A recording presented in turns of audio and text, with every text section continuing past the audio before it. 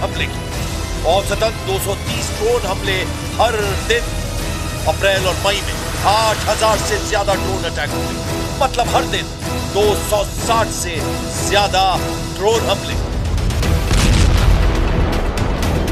जून में रूस ने सिर्फ एक रात में 650 ड्रोन दाग दिए।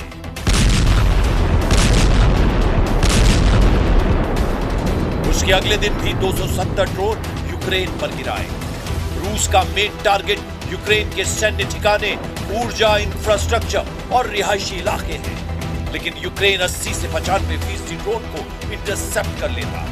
लेकिन जो बच जाते हैं वो भारी तबाही मचाते हैं। यूक्रेन की सेना को पीछे धकेलने के लिए रूस बैलिस्टिक मिसाइलों का भी इस्तेमाल कर रहा है।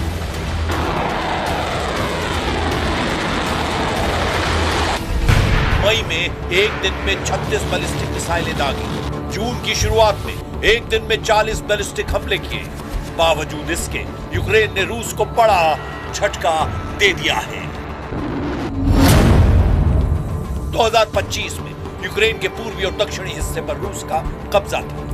डोनेस्क, ज़पोरिज़िया और खार्किव जैसे इलाके रूस के कंट्रोल में आ गए थे। मतलब 2025 में रूस ने यूक्रेन के 4700 वर्ग किलोमीटर हिस्सों पर कब्जा कर लिया था। लेकिन 2026 में जून आते आते यूक्रेन ने रूस की सेना को फिर से 600 वर्ग किलोमीटर पीछे धकेल दिया।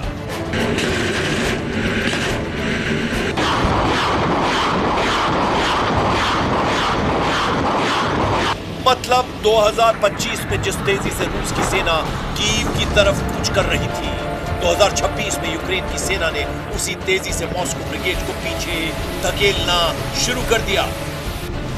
लेकिन सवाल है कि रूस की इतनी बड़ी सेना के सामने कीव की सेना ने ये कमाल कैसे किए। एक्सपर्ट का दावा है कि यूक्रेन की स्मार्ट स्ट्रेटेजी, यूरोप की मदद और रूस की कमजोरियों का फायदा हुआ। फरवरी 2026 में स्पेसएक्स ने रूसी सेना के अनऑथोराइज्ड स्टारलिंक टर्मिनल्स बंद कर दिए। इससे रूस का कम्युनिकेशन सिस्टम कमजोर पड़ गया। ड्रोन ऑपरेशंस और कमांड कंट्रोल पूरी तरह बिगड़ गया। रूसी सैनिक बिना रिलायबल कनेक्शन के अकेले पड़ गए, जिससे यूक्रेन को घुसपैठ का मौका मिला। सर्दियों में कोहरा और बर्फबारी के दौरान यूक्रेन की एयरबॉर्न असॉल्ट फोर्सेस और असॉल्ट ब्रिगेड्स ने छोटे ग्रुप में रूसी सेना के इलाके में घुसने का काम किया। यूक्रेन ने लॉन्ग रेंज ड्रोन और इंटरसेप्टर ड्रोन से रूसी ड्रोन ऑपरेटर्स, एंटेना और कम्युनिकेशन सिस्टम को टारगेट किया। इससे रूस का ड्रोन सपोर्ट सिस्टम कमजोर पड़ गया।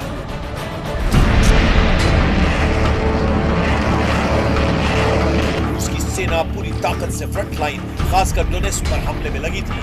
लेकिन सैनिकों की कमी से दक्षिणी इलाके में रूस की सेना का डिफेंस कमजोर पड़ गया। इसी का फायदा यूक्रेन की सेना को हुआ। यूक्रेन ने 2025 में रूस के कब्जा किए इलाकों को फिर से छीन लिया। Слава Богу, завдяки нашим Збройним силам у нас сьогодні відчувається сила на полі бою. Ми досягли дуже серйозного прогресу в діпстрайках. Сьогодні 1100, і це не поодинокий випадок, це конкретна ціль і конкретний результат.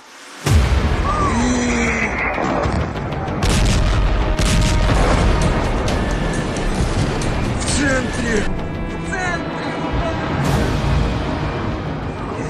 4 साल से ज्यादा समय से चल रही जंग में पहली बार ऐसा लग रहा है कि युद्ध का मैदान फिर से करवट ले रहा है। क्योंकि जिस रूस ने यूक्रेन के शहरों को तबाह कर दिया, जिस रूस ने कीव पर कब्जे के लिए लाखों सैनिक झोंक दिए, उसी रूस की जमीन पर अब यूक्रेन ने बड़ा दावा ठोक दिया है। ज़ेलेंस्की की सेना अब सिर्फ बचाव नहीं कर रही, बल्कि रूस के अंदर घुसकर जवाबी हमला कर रही है। लेकिन इससे बौखलाया क्रेमलिन अब ऐसी तैयारी कर रहा है जिससे यूरोप तक की नींद उड़ सकती है। सवाल है कि क्या पुतिन अब सबसे बड़ा पलटवार करने वाले हैं? क्या यूक्रेन का ये दांव रूस के लिए अपमान बन गया है? और क्या जंग अब और खतरनाक मोड़ पर पहुंच चुकी है?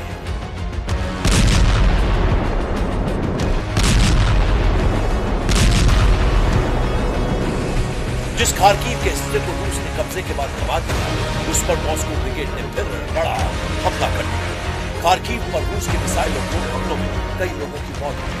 लेकिन खार्किव पर हमले सिर्फ बदले की कार्रवाई नहीं है, बल्कि इसके पीछे पुतिन की नई रणनीति भी छिपी हुई है।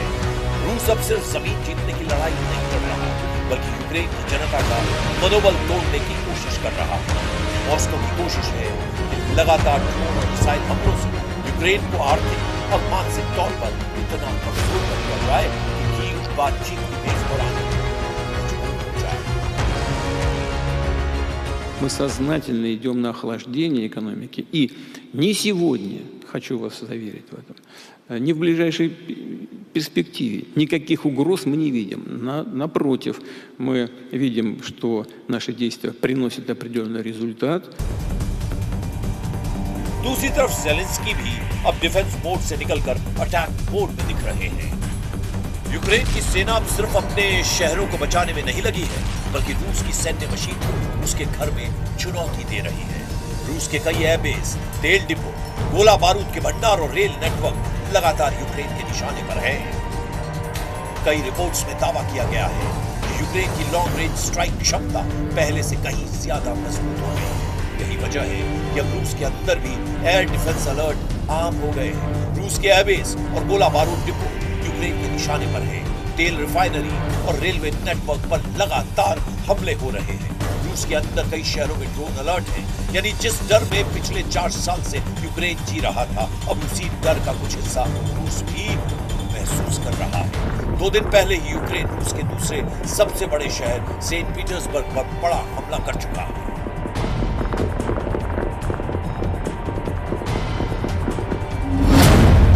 यूक्रेन के इस हमले में रूस के बाल्टिक फ्लीट का मेन बेस टारगेट पर था। तेल डिपो और ऑयल टर्मिनल भी निशाने पर था। इसके साथ ही यूक्रेन ने रूसी नेवी के हथियार और गोला बारूद स्टोर को भी निशाना बनाया। ज़ेलेंस्की ने खुद दावा किया कि उनके ड्रोन रूस के अंदर 1000 किलोमीटर पहुंचे और रूस के ठिकानों पर हमले किए। Повинні знати, якщо вони будуть застосовувати проти нас дрони і ракети, ми будемо робити те саме. І питання в часі, коли ми зможемо збільшити масованість наших відповідей.